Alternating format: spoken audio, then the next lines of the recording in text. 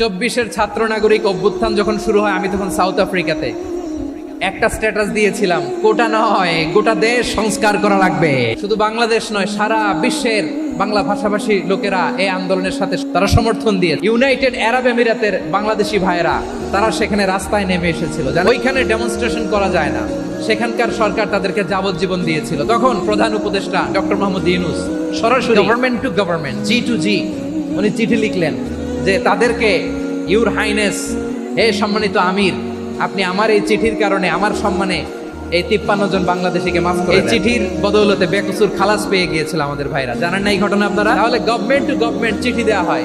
সপ্তম হিজরিতে বিষ্ণু ইসলাম সব সুপার পাওয়ারের কাছে চিঠি দিলেন, রোমান সম্রাটের কাছে, পারস্য অধিপতির কাছে, মিশরের অধিপতির কাছে, সবার কাছে চিঠি লিখলেন।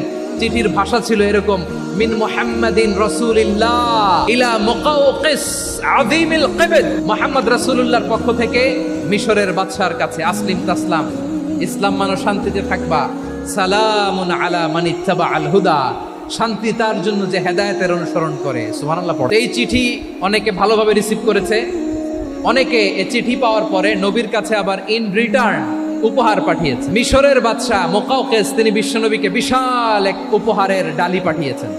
মিশরের বাদশা মুকাওকিস ছিলেন ধর্মে খ্রিস্টান। 1000 স্বর্ণমুদ্রা, 1000 স্বর্ণমুদ্রা, 2টা খ্রিস্টান দাসী, একজন খ্রিস্টান দাস, 20 থান কাপড় জামা বানানোর জন্য।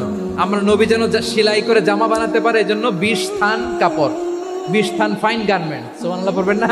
এই যে সুপার পাওয়ার, খ্রিস্টান বাদশার কাছে নবী চিঠি লিখলেন, ওই খ্রিস্টান বাদশা আমার নবীকে উপহার দিল। বিশ্বনবী এই উপহারগুলো সানন্দে গ্রহণ করেছে।